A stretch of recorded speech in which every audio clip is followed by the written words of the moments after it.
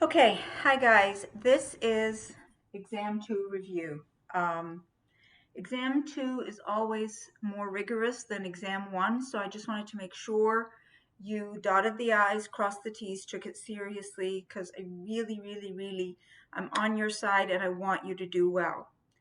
I am assuming that you paid attention when I told you you should know the what you need to know list. Chapter 3, what you need to know list, and Chapter 4, what you need to know list. You will find problems in the multiple choice from all of these things. You will find percent composition problems. You will find using Avogadro's number problems. You will find stoichiometry problems. You will find limiting reactant problems. You will find percent yield, theoretical yield, making sure you know how to do all of that. Being able to figure out the empirical formula from percent composition and molecular formula. So make sure you know all those topics. Also in Chapter 4, the thing that trips people up usually isn't the stoichiometry and the math. It's honestly knowing your polyatomic ions and knowing the solubility table. You've got to know the solubility table. You got to know it inside out and upside down. There are no cheat sheets. You just have to know it. So if you haven't had a chance to study it yet and memorize what is soluble and what isn't soluble, start doing that.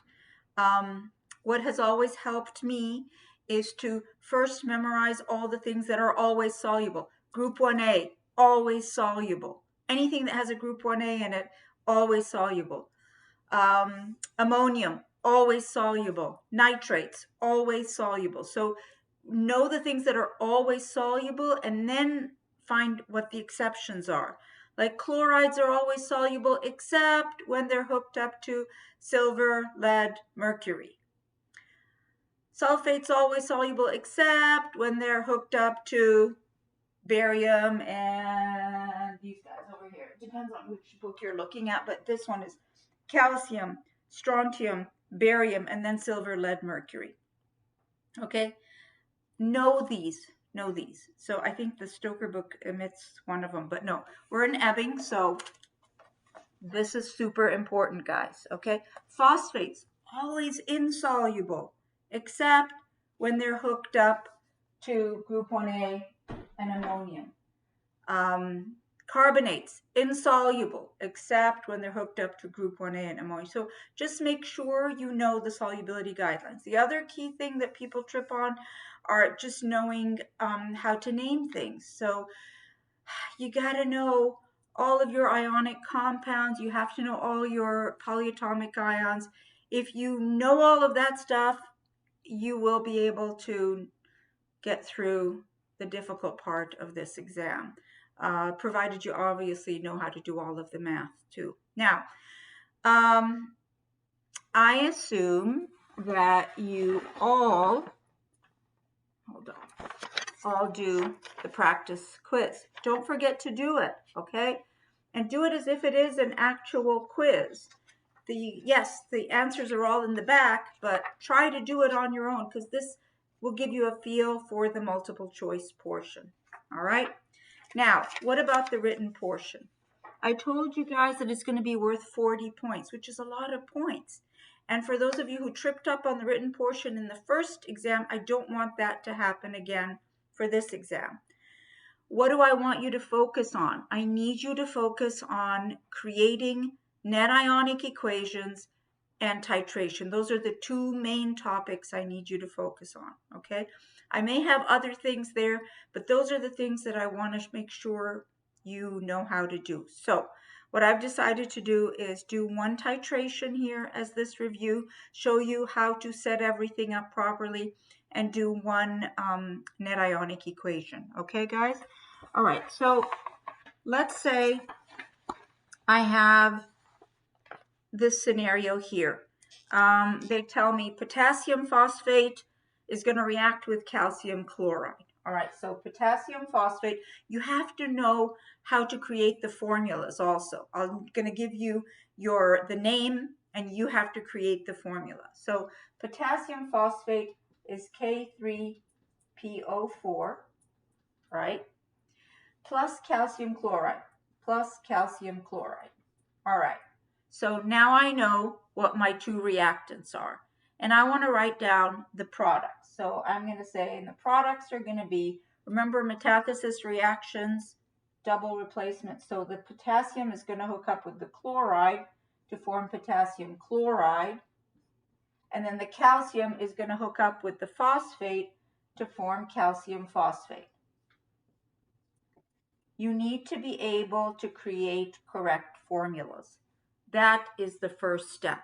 So if I give you the name of something, you have to write the correct formulas. If you don't write the correct formulas because you don't even know what a calcium is or what a phosphate is or the formula of potassium phosphate, this exam is not going to be a lot of fun for you. All right? So I am encouraging you to take it seriously.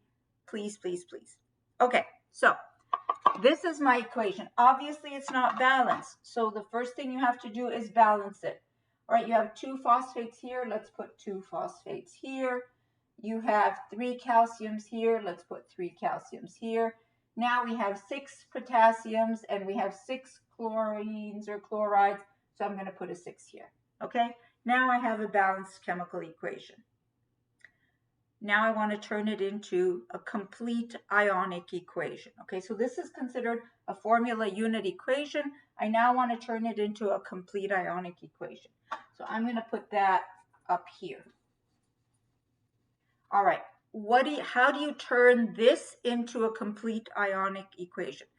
Anything that is a strong electrolyte is broken apart. What are the strong electrolytes? The strong acids, the strong soluble bases, and any soluble ionic salt. How do you know which ones are the soluble ionic salt?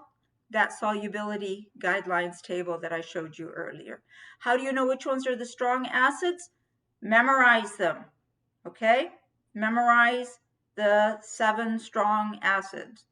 I think Ebbing has 7, not 6. Or maybe no, Ebbing has 6, Stoker has 7. So memorize those. Which ones are the strong soluble bases? Group 1A hydroxides, heavy group 2A hydroxides. Those are the strong soluble bases. Okay, all of those things, you break them apart into individual ions. So potassium phosphate, do we break it apart or do we leave it intact? Well, we have a group 1A, so obviously you have to break it apart because it's soluble. Anything that has a group 1A is soluble. So I'm going to write 6 potassium aqueous plus, why 6? Because 2 times 3. I have 3 of them, but this is a 2 of all of this. So I have 6 potassium ions. How many phosphate ions do I have? I have 2 of them. So plus 2 phosphate ions plus, okay, calcium chloride. Is calcium chloride soluble? It's a salt, but is it soluble or insoluble? If you look at your solubility guidelines, which you won't have in front of you on the exam, so you have to have this memorized, all chlorides are soluble except for silver, lead, mercury. So this is soluble, so we break it apart. So 3 calcium, 2 plus, aqueous. We'll put an aqueous here too. Plus 3 times 2 is 6, 6 chloride aqueous. Great. So these are my reactants done as a complete ionic equation. Now let me do the products. All right. Potassium chloride obviously is a soluble salt. Why? Because it's got a group 1A in it. Anytime you have group 1A, it's always, always, always soluble. So 6 potassium aqueous plus 6 chloride aqueous. All right. Now, what do I do with this? All phosphates are insoluble unless they're hooked up to group 1A or group 2A. It's not 2A, sorry, group 1A or ammonium, okay? This is not soluble. So phosphates are all insoluble unless they have lithium, potassium, sodium, rubidium, cesium, all that group 1A, all right? So this is going to be a precipitate. it's going to come out of solution. Great. We're going to write solid here. So this is the complete ionic equation. How do I turn it into a net ionic? I cancel out all the spectator ions, meaning all the ones that are exactly the same on both sides. So this potassium ion will cancel with this potassium ion. This 6 chlorides will cancel with 6 chlorides. So in conclusion, what's my net ionic equation? I have to do one more equation, the net ionic. Get rid of all the spectators and then just write down what's left over. I'm just going to put the cation before the anion. I'm going to write 3 calcium, 2 plus aqueous, plus 2 phosphate, 3 minus aqueous will give you, here we go, Ca3, PO4, 2 solid. This is my net ionic equation, okay? You should be able to do this for any equation I give you guys. And I'm going to give it to you in words. You're going to write your formulas. You're going to write your formula unit, the full balanced equation, turn it into a complete ionic, and then turn that into a net ionic. Okay, the second video I'm going to make is going to just be a titration one to help you again review for exam 2. Okay.